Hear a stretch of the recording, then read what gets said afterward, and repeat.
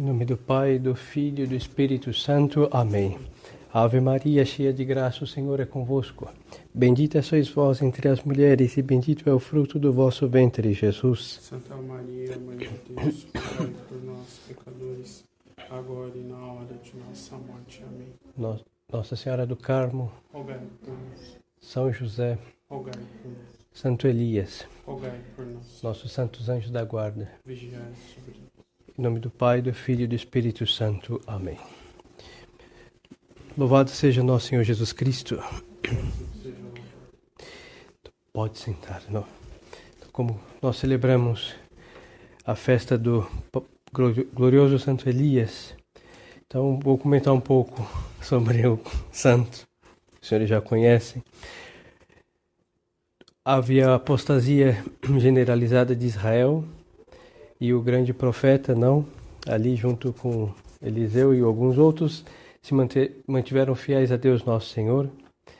E é muito interessante que ele fica com, por assim dizer, um espírito um pouco deprimido, porque todos, em sua generosidade, haviam se inclinado, havia dobrado seu joelho para Baal, e ele era um dos poucos, mas creia ser o único fiel a Deus Nosso Senhor. Mas um espírito muito triste, por um lado. E é um aspecto que podemos considerar de Santo Elias e aprender dele, que existe uma tristeza sadia.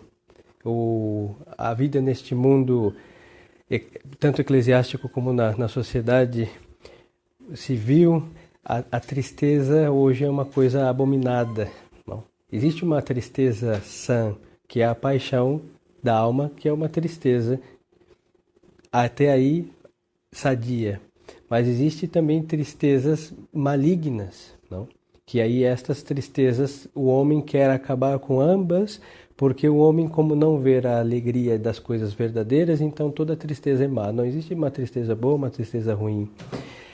E esta alma, Santo Elias, estava profundamente triste, porque o zelo das coisas de Deus, da glória de Deus, faz com que quando ele não receba, Deus Nosso Senhor não receba a glória que é devida, que a alma zelosa se entristeça. Então o zelo dele não era o seu ego que não estava se satisfazendo com o esplendor da glória religiosa. Não. O contrário do que pode acontecer nessa crise.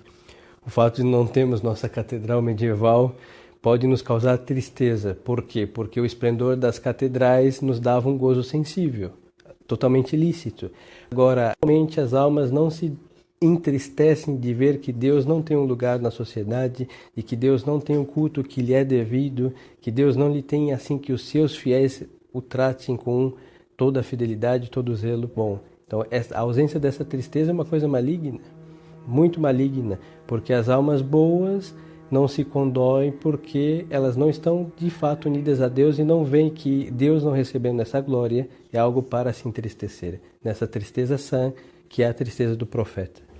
Então ele vai descer do monte, vai pregar, vai matar os profetas de Baal, todos com a sua própria mão. Isso é um ato de muita valentia, mas por que ele vai matá-los? Justamente porque ele ardia de zelo por Deus. Então o zelo para Deus Nosso Senhor, ele tira todos os obstáculos que impedem Deus ser tratado como Deus. Isso é muito impressionante, porque aquela tristeza da alma dele não faz incapaz.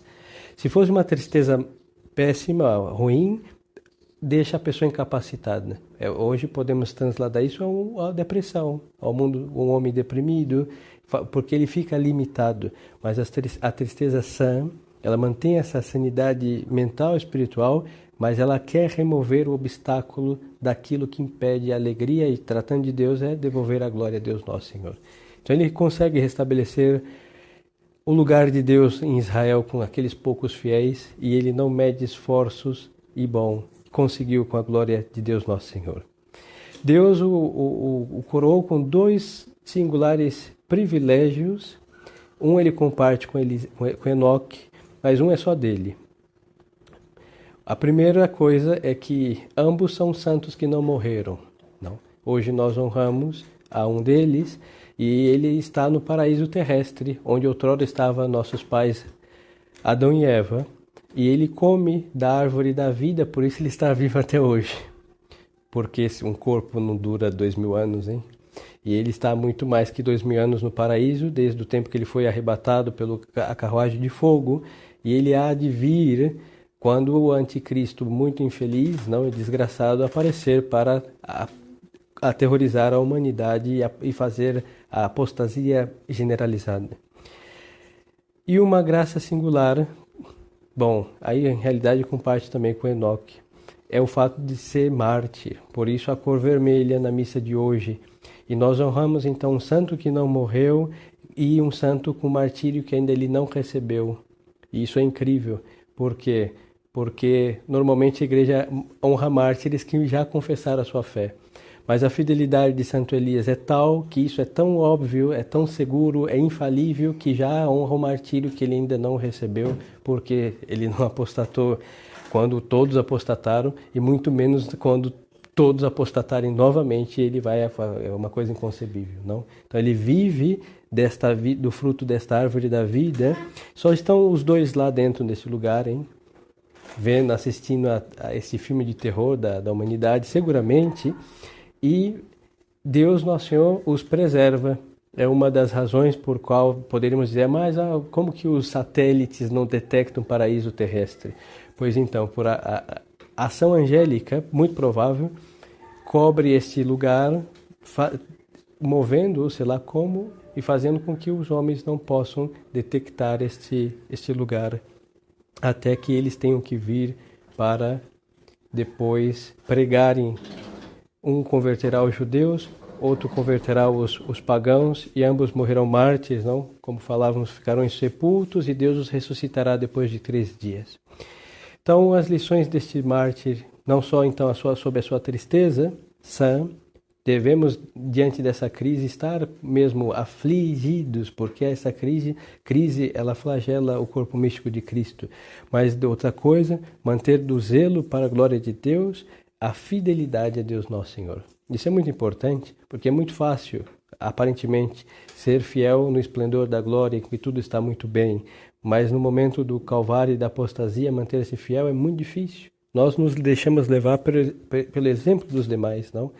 E, neste caso, Santo Elias se apartou da onda que devastou Israel, a apostasia, e ele se manteve fiel a Deus, ele, a sua alma e Deus, hein? É isso que nós precisamos hoje nessa crise, não ficar olhando o grupo tal, a igreja tal, fulano de tal, porque em suas prudências são deles, não se compartem, outros acertaram ali, outros acolá, mas hoje nós temos que acertar em tudo. Por isso a fidelidade a Deus faz com que a alma não erre nas coisas de Deus Nosso Senhor. É o caso dele. Em nenhum momento ele errou, mesmo naquela parte triste, mas a sua tristeza era do seu zelo. Não podemos incriminá-lo de medo, de terror, pelo contrário. E junto com sua fidelidade, Deus coroa, primeiro que o tira dessa terra, com a carruagem de fogo, porque realmente o mundo é indigno de São Elias. E quando aparecerem homens muito fiéis a Deus, já na Sagrada Escritura nós vemos que vão pensar que é Elias, como apareceu São João Batista, que acreditaram que era Elias, por quê? Porque era um homem incrível. E quando Nosso Senhor também está pregando, alguns a plebe, o povo achou por algum instante que Nosso Senhor fosse Elias também. Então vemos que a fidelidade dele é tal que foi comparado a um grande São João Batista e ao mesmo Nosso Senhor Jesus Cristo, e essa fidelidade então mostra a altura, a talha de almas realmente grandes. Então, como carmelitas, busquem medir-se com as medidas deste santo, porque a apostasia generalizada que nós vivemos é tal que nós precisamos imitá-lo em todos esses aspectos.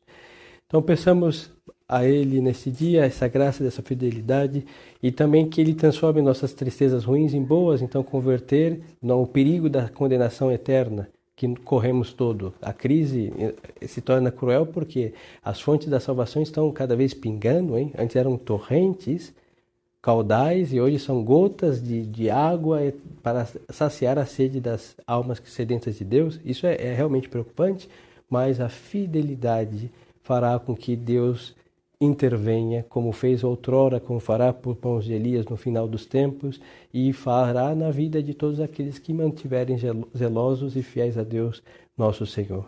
Então peçamos nessa missa essa graça por intercessão de Nossa Senhora Maria Santíssima. Louvado seja o nosso Senhor Jesus Cristo. Em nome do Pai, do Filho e do Espírito Santo. Amém.